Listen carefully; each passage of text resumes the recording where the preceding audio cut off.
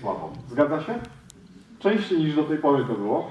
No i teraz ważna rzecz. Jeżeli mąż widzi sytuację taką, że Mariolka jest blada, chwieje się jak sosna na wietrze i nie jest pod wpływem alkoholu, no w tym przypadku to wykluczamy, to biegnie do niej i reaguje. Jak reaguje? Chodź, kochanie, usiądź. Poczekaj jeszcze chwilkę, bo muszę sobie do kamery ustawić. Dobra, chodź, kochanie, siadaj sobie. Powolutku. A nie jest to łatwe, co? No właśnie. Teraz wskakuję za naszą Mariolkę. Chodź, kochanie, oprzyj się, nic ci się nie stanie. Oprzyj sobie główkę i prawym kolanem wjeżdżam pod jej prawy boczek, tak żeby się delikatnie macica ułożyła na lewą stronę. Chodzi o odciążenie żyły głównej i dolnej, która biegnie bardziej po prawej stronie. Zapewni to łatwiejsze krążenie. Jak tam, Mariolka? Lepiej troszkę? Ale gdyby jednak Mariolka straciła przytomność, co wtedy? Kładę delikatnie Mariolkę, oczywiście pamiętam o głowie, żeby nie uderzyła. Delikatnie, nie rodzisz, Mariolka, jeszcze, poczekaj. Układamy delikatnie na lewym boku i podnoszę kończyny dolne ku górze. O, faktycznie wiotka. Czyli zmniejszam, w tym przypadku krew spływa do centralnego układu krążenia, obserwuję, ja już widzę u Mariolki, że nabiera kolorów. Dokładnie. Gdyby jednak po minucie Mariolka nie odzyskała przytomności.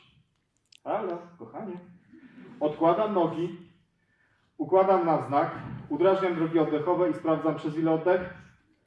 Pochylam się. Ile minimum oddechów? A czy to jest niemowlę? Minimum 2 u osoby dorosłej. Jeżeli jest zachowane, to są oddechy minimum 2. Układam na znak, udrażniam drogi oddechowe, wzywam karetkę. Gdyby jednak nie oddychała, delikatnie układam na lewym boku i rozpoczynam. Ile uciśnięć? Ile wdechów? 2. Gdybym Mariolkę znał, usta.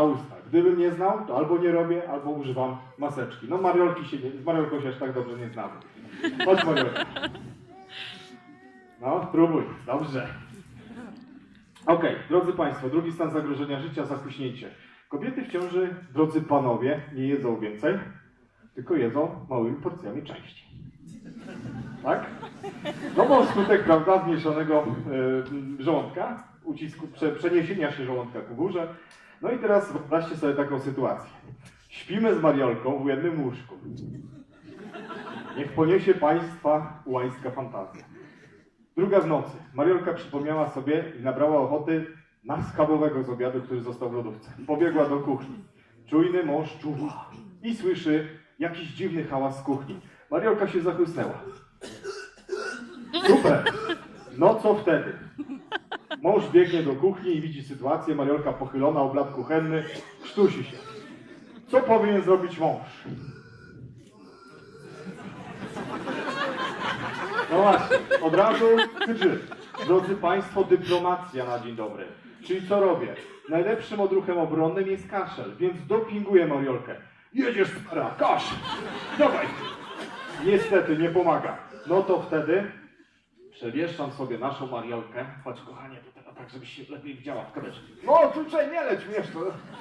Jeszcze nie straciłaś przytomności. Przechodzę do uderzeń. Ilu? Do 5. To już bez względu na to, czy lubię żonę, czy nie. Również do 5, czy nigdy na zapas. Do 5 uderzeń między łopatkami, tu już złączoną paluszki, otwartą dłonią. I teraz, jeżeli to nie poskutkuje po 5 uderzeniach, chodź, Mariolka, na chwilę. To jakiś kawał schabowego. To przechodzę do uciśnięć, czyli tak zwanego rękoczynu Heimlicha. Uciśnięć czego? Mostku. Nie. Przepony. Gdzie tu jest przepona? Właśnie, normalnie uciskalibyśmy osobę nie w ciąży na przeponę, czyli na brzusze. Tu nie uciskamy, bo kogo będę uciskał? Dzidzie. Dziecko urodzi się, wyjdzie z brzuszka i powie: ojciec, ty głupi jest. Więc modyfikuję. Robię piąstkę, modyfikuję, uciskam klatkę piersiową, dociskam drugą łapką, tak? Ściśle przylegam. No i teraz dla nauki Mariola poświęcamy się. Znowu mi się trafiła niska kobieta w ciąży. Pochyl się. Dokładnie. I uciskam do 5 razy. Raz, 2, 3. Wypadło?